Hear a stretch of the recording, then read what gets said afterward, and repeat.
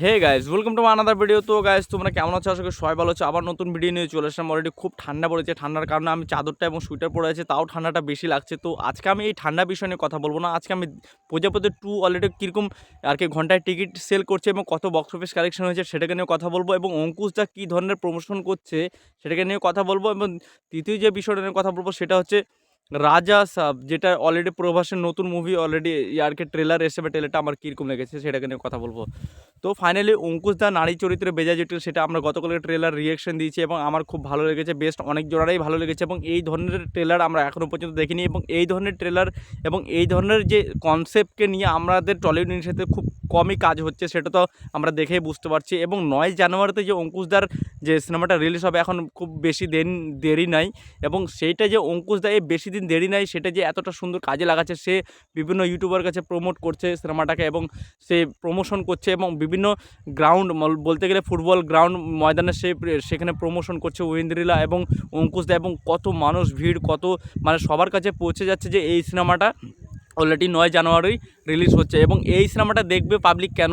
সবথেকে মেয়ে অডিয়েন্সটা সবথেকে বেশি দেখবে এবং ছেলে অডিয়েন্স সবথেকে বেশি দেখবে।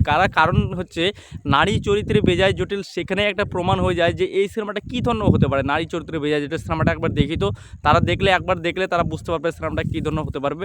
এবং অঙ্কুশদা খুব ভালো প্রমোশন করছে, মনে হয় যে খুব ভালো একটা বক্স অফিস কালেকশন জেনারেট করতে পারবে অঙ্কুশদা 9 জানুয়ারি পর থেকে।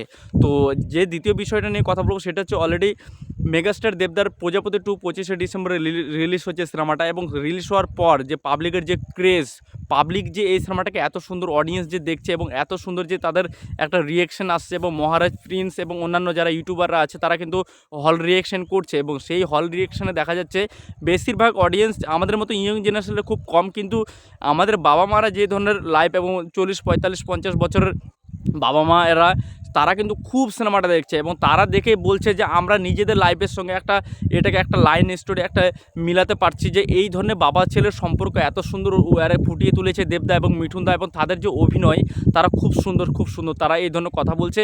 এবং একজন অডিয়েন্স যে বলবে যে আমার খারাপ লেগেছে, ভালো লাগেনি, জমেনি, কিন্তু না, তারা বলছে প্রজাপতি 1-এর থেকে প্রজাপতি 2টা নাকি খুব সুন্দর হয়েছে। মানে এমন কোনো অডিয়েন্সকে দেখলাম না তারা যে একটা আলাদা যে তাদের পার্সোনাল অপিনিয়নে যে বলবে যে আমার খারাপ লেগেছে না একটু আপসেট লেগেছে, সেই ধরনের কোনো কিছু না।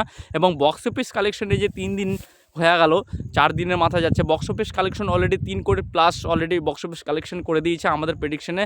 এবং বক্স অফিস যে এতটা একটা হিউজ নাম্বার জেনারেট করছে, এবং আগামী দিনে 1 জানুয়ারি তো অবশ্যই আছে, সেগুলো দিন আস্তে আস্তে কতটা বক্স অফিস কালেকশন করতে পারে সেটা আমরা দেখব। এবং বুক মাই শোতে অলরেডি ঘন্টায় 1300 এবং 1500 এই ধরনের টিকিট কাটছে এবং সেল করছে। এবং সেটা বুক মাই শোতে সবথেকে নাম্বার 1 ট্রেন্ডিংয়ে আছে কিন্তু মেগাস্টার দেবদা। এবং সবথেকে ভোটের দিক থেকেও এগিয়ে আছে মেগাস্টার দেবদা, 3300 অলরেডি ভোট পেয়েছে বুক মাই শোতে। এবং খুব সুন্দর এই যে পাবলিকের যে এতটা ভালোবাসা মেগাস্টার দেবদারের উপর, এবং এতটা যে দেবদাকে বিশ্বাস করার জন্য যে দেবদার ক্রিসমাসে যে কোনো সিনেমা আসতে গেলে সিনেমাটা দেখতে হবে, খুব একটা অভিজিৎ সিন এবং যে দেবদার যে তাদের একটা বন্ডিং তৈরি হয়েছে যে তারা আসতে গেলে তাদের সিনেমা দেখে, সেই ধরনের।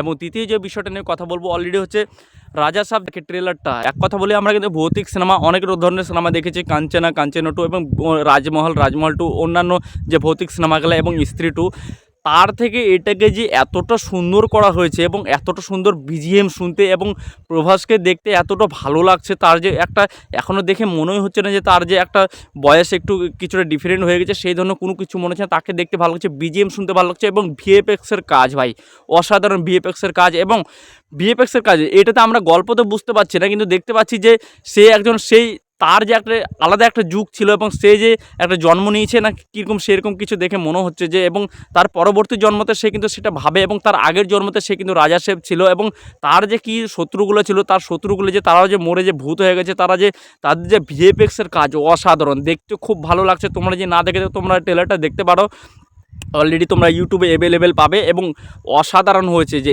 এই ধরনের কোনো কাজ, যে ভৌতিক কেন্দ্রিক সিনেমাকে নিয়ে যে এত ভালো একটা কাজ হচ্ছে এবং এত সুন্দর কাজকে তুলে ধরেছে ভিএফএক্সের মাধ্যমে, এবং অন্যান্য যে আর কি এই সিনেমাটার যে আমরা ট্রেলার দেখে বুঝতে পারছি, এই সিনেমাটা ট্রেলার অলরেডি যখন রিলিজ হবে সিনেমাটা, তখন আমরা দেখে বুঝতে পারবো যে এই সিনেমাটা কী ধরনের হয়েছে। কিন্তু এটা ঠিক যে ভৌতিক সিনেমার দিক থেকে, এটা যদি ভৌতিক সিনেমা যদি 5 লেভেলে যদি তৈরি করা হয়, এটা কিন্তু পুরোপুরি তার এক ডবল বেশি, মানে 10 লেভেলে অলরেডি তৈরি করা হয়েছে এই সিনেমাটাকে। তো আমার কিন্তু অলরেডি ট্রেলার খুব ভালো লেগেছে। তোমরা যে না দেখে থাকো তোমরা যাও, এবং আমার চ্যানেল যদি নতুন হয়ে থাকে প্লিজ লাইক শেয়ার এবং সাবস্ক্রাইব করতে কেউ বলবো না। আমি দেবফ্যান বিপ্লব।